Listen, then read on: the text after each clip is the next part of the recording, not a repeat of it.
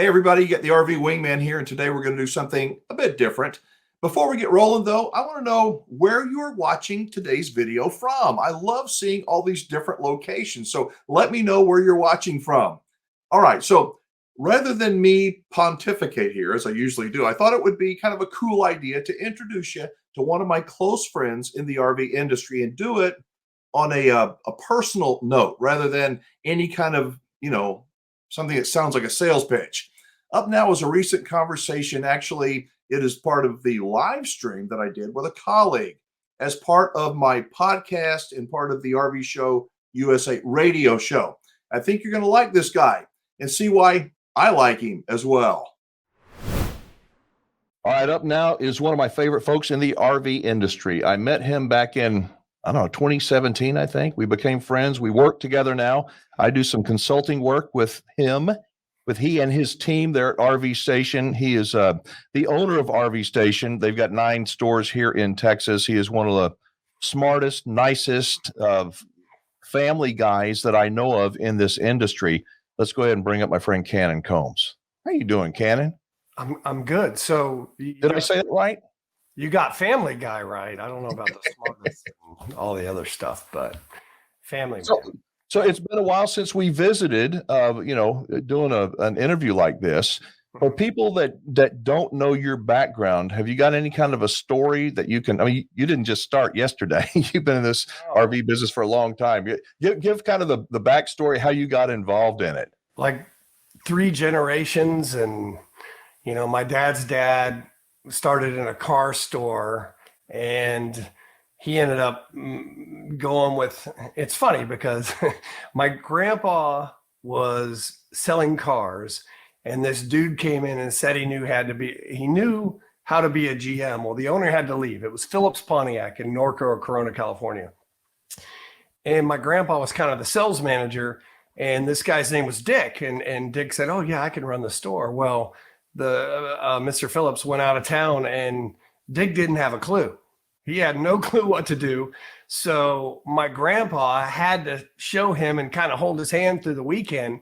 Well, that guy was forever indebted to my grandparents. So he actually went into the RV business later and brought my grandpa with him and just employed him and his wife forever. And he's just a big guru. He's been a big guy in the RV industry forever. So my dad started at that car lot and then got in the RV business. And man, my dad's been in the RV business ever since I was a kid. We've gone on trips. I kind of grew up in Southern California and then moved to Longview, Texas. He went with Fleetwood there. But one of the coolest things and the biggest things that I remember of kind of how I fell in love with the RV business is my dad got transferred to Pendleton. And so we were in Pendleton, Oregon, and I went on a road trip with him. And so we went along up through the Northwest, through Idaho and Montana. And I just remember the very first trip we stopped at. I didn't know what my dad did for a living. I knew he sold RVs, but I didn't ever witness anything. But yeah, man, he walked into this RV dealership, and he said, man, he sat down with the owner and said, "This is how you're going to do this. And this is how you're going to do this better." And I was probably 14 or 15 years old. And man, I just sat there and it was like watching a wizard. He was like, he had everybody's attention, and he was like, the steps of the sale and the service and going through A to Z. And I was like blown away. I mean, it was like, watching your hero. And so I fell in love with it. But the funniest part about it is we got in the car to leave that first one, and I was like, "Dad, that is unbelievable. I had no idea. Like, you knew all that." And he's like, "I winged that the whole time." And I'm like, "What?" He's like, "Well, I know most of it, but most of it was pretty winged." And I was like, "Man, I wish you wouldn't have told me that." But it was funny. It's like a magician tells you all his secrets. Yeah, no, seriously. It was like, yeah, he's like, but no, I just, those trips going into those dealers was fun, and watching him sell out. I mean, my dad could sell an RV, man. If someone walked on the lot and was looking at an RV and he happened to be there, they were leaving with it. But that's kind of Canon. That's kind of the way you are. But it didn't start out when you started. You told me a story way back when about your first experience when you were asked to deliver an RV. And that I just, and folks, thank you for watching. Canon Combs is my guest. He's the owner of RV Station. Yes, he's a member of the RV Dealers I Trust Network. But the reason I'm doing this interview is so you see the kind of person that, works there, that owns a dealership. Everybody can sell you an RV, but I want you to know the kind of a person he is. So for better, or for worse, Canon. So they may not like to hear this story, but tell the story about how you got started doing your delivery. I had to walk into a dealership, and at the time it was at a big Fleetwood motorhome dealership, and my dad was a pretty big up on the chain for Fleetwood motorhome, so I couldn't tell him my last name. So I had to go in and say, hey, my name's Canon, I want a job. And it was funny because I went through the interviewing process, and the owner at the time we just clicked. He was a very tall dude like me, and he was like, you're gonna be my boy, and he hired me. And it was awesome because I told him like I kind of had it in my blood, but I didn't tell him who. And I was there for a couple of days, and he comes into me on like my third or fourth day, and he's like, so when were you going to tell me that you were Rick Combs' son? And I was like, I didn't want to tell you because I didn't want to get the job that way. When he said, well, if you'd have told me, I wouldn't have hired you because I hate you. He's like, and my dad and him would butt heads because my dad would sell him stuff. He didn't really hate him, but he was like, it's funny because like, I remember being there, like my dad, he was like, listen, dude, you need to know these motorhomes from front to back. So like the second day I was on the job, Tom brings in this big 9-page fax that we had got from Fleetwood. And it was a test on the south wind, the pace arrows, like literally like how much horsepower, how much torque, how much, how much dry, black water tank, gray water shower. I want to know. Miserably failed, like knew nothing. And he was like, you're fired. Like, get out of here. Seriously, they sent me home, and I was distraught. I was a 25-year-old kid in Hollywood with no job. And so Tom calls me, and he's like, hey, you get a second chance at this test, but you need to come in tomorrow, but you better sit there and study it. So I got there and I studied. And then I went back and I passed. So I got the job. But yeah, so like literally the first day back, Tom just looks at me and says, come on, kid. So 34-foot south winds hitting out there. Never drove a motorhome. Like I would help my dad park fifth wheels, and I could understand that, but I never drove a 34-foot motorhome. It was probably 36 because they're always longer than they say, right? He says, you're driving this up to Simi Valley. We got a camp. We're going to a camp. You're going to deliver this. You're going to do the walk around. You just passed the test. You know everything about it. So I get in this thing, and it was right off Roscoe and 405. So very, very, very, very busy freeway. And it was during the end of the day. So it was like 5 o'clock. The customer wanted it at 6. We had to go up through Simi Valley. So it was very trafficy, and I had to drive this thing, man. Talk about intimidating. And listen, we got 2 minutes till the break. So you got to kind of. Okay. I get to this camp. We get to this gate. They open up and they let me in, and everybody's naked. It's a nudist camp. Like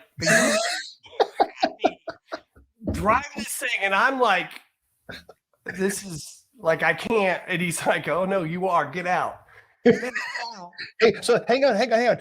They didn't tell you that it was a nudist camp, your boss? He didn't. Tom never told me anything. No, I'm sitting there doing the walk around. I'm not kidding, Alan. Like they had all their friends come out. They're like average age 70, very sagginess things, like a 70-year-old, like me now, I'm 50. But guys, one of the guys is getting on the ladder, and he's going up this 34-foot ladder with butt, and you know what else is hanging, and then he's just like, hey guys, like 13 or 14 naked men and women walking around this thing as I'm trying to deliver it. Man, I'll never forget it. It was quite the experience. There was a lot of laughter. It was a lot of fun. I wish I could do that in Texas, but there's no nudist camps. I really like some of my guys that I bring in and train, some of the things that I had to go through. They put me through the ringer. Tom was a great mentor, great person. I could talk about that place for days and days and days of all the stuff that they did to me. But it started off on the right foot. It was a lot of fun, and we were selling. It was a long time ago, and you've learned so much since. Canon, listen, we're going to get ready to jump for a break. Folks, I've got Canon Combs on with me. We are streaming live. If you'd like to find out how you can follow the stream, just go to our YouTube channel. In the search bar, type in Wingman Wisdom or The RV Show USA, and make sure you subscribe and turn your notifications on. That way you'll never miss a beat. So I hope you're enjoying this this candid conversation with Canon Combs. I know it's a lot different than many of my typical campfire chats. Can you just imagine, though, delivering an RV to a place where everybody is naked? I mean, that's hilarious. Now, in the coming weeks, I'm going to be doing personal interviews like this one with friends of mine in the RVing space, candid interviews, including a lot of your favorite and my favorite YouTubers. If you like this idea and you'd like to hear some of these candid conversations with interesting folks in this community, I want you to type 1 down in the comments below. Again, if you'd like to hear more candid conversations like this one once a week, no more than once a week, type 1 in the comments. And if you would, make sure you are subscribed to this channel and have those notifications turned on. All right, let's get back to my friend Canon Combs. And yes, we're going to actually talk some about RVs. All right, everybody, welcome back to the show, to my virtual campfire here, where we just heard a story from my friend and compadre Canon Combs about his first delivery of a motorhome many, many years ago, how he delivered it to a nudist colony, or would you call that a nudist RV park? I guess it's the same thing. I think it was a colony. I think it was a colony. I mean, there was nobody with clothes on, so I was. So let's talk. So you went from being just a young kid who was learning the business to working for a dealer in California, and now you own 9 dealerships. That's got to be like holding on to a tiger by the tail, right? I mean, you got a big family, I know, and now you got a bunch of dealerships. How do you keep everything in order? Man, I remember as a 25, 26-year-old kid selling RVs, I would read articles where people would say, if you could have one thing, what would it be? And like a lot of and this is back to celebrities and stuff, but and people I looked up to were business people, and they always say, I wish there was more hours in the day. And back then I would laugh. I'd be like, why do you want more hours in the day, dude? I want to get to bed as soon as, I don't want no more hours. But now I understand. Like, I wish there was more hours in the day. So very strong wife, very, very good employees, like 220 of the best employees on the planet. That's how I do it. I shouldn't get any of the credit because the teams around me deserve all the credit. That's how I do it. Well, I want to say this. I'm going to tell a little story about, and I know you know how we met, but folks, I met Canon back, I think it was 2017 at the Houston RV show. And I knew what he looked like, but I had never met him. And I went over to the RV station booth, and it was busy, and Canon was talking to some people, and I kind of waited my turn to go see him. And this couple was there with this little girl that was crying, and she was just bawling her eyes out. And I like to observe things. And again, Canon and I don't know each other at all. This little girl was crying. I don't know. She was maybe 4, 3. She was young. And Canon stopped. He was selling an RV to somebody. He stopped. He says, "What's the matter?" And the mother says, "Oh, she lost her doll." And the girl was just beside herself. And Canon goes, "Well, what did the doll look like? You remember this, Canon? I mean, what did the doll look like?" And blah, blah, blah. And so the girl was crying. And you said, "Excuse me." And you took off and made an announcement over the flipping speaker system at the Houston RV show. And they found the doll. And they brought it back, and this girl was beaming, and she was happy. And I thought, you could have chosen to go, "Well, tough luck, kid," but you chose to do something that was, I think, showed who you are. And so you say that you take none of the credit. I think you deserve a lot of the credit, because leadership matters, and the kind of person you are. That's why you have the people that are running your stores. That's why, I could name them, but they're good people that care, like you did that day at the Houston RV show. That definitely goes back to 5 kids. right? I think had I not had any kids, I would have been like, why is this little girl crying? Can someone shut her up? I mean, seriously, I have to tell you this. So I remember same time I was working at Neil's, my brother's got 3 little kids, and we went to a restaurant, and they are horrible. They're just annoying little kids, like so annoying. And I'm looking at my brother and I'm looking at his wife like, this is embarrassing. You're horrible parents. You need to tell them to be quiet and behave and quit crawling all over the place. This is embarrassing. And I did. I said something to Bobby, and he's like, my brother's like, don't care. Cut to 5 kids. We're in Chili's in Frisco. And I meet my best friend in the world there from high school.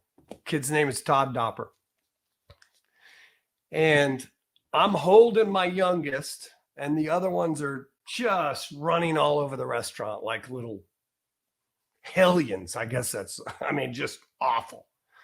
And I said something to Lucas. He's like 2. And I'm like, Luke, stop doing that. And he just, bam, rips me with a right one across the jaw. And my buddy Todd looks at me and goes, you need to take him over there and whip his tail right now. And I'm like, So the person that you were when you were younger kind of changed when you had 5 kids of your own. Hey, let's talk about the RV business for a minute. Now, I know the RV business has slowed down since, and thank goodness it has. I think it's given a lot of manufacturers and dealers an opportunity to do some things that they weren't able to do during the COVID. But the 2024 models are out there, and I'm hearing some nice things about them. What are you seeing as the owner? Across the board, they're phenomenal. The OEs just keep upping their game every year. They're awesome. They've gone, or through COVID, we've had price increases. So now what they're doing is they're getting more price conscious, and I would say the good OEs, my favorite brands, have done a really good job of not decontenting the RV, but bringing the price down. There are a lot of competitors that are decontenting the mess out of the RVs, and they're only selling you price. You got to be careful with that. But the 2024s are unbelievable across the board. They're getting tighter. Every year we talk about quality and making sure you buy the right RVs, but they are getting tighter, and they're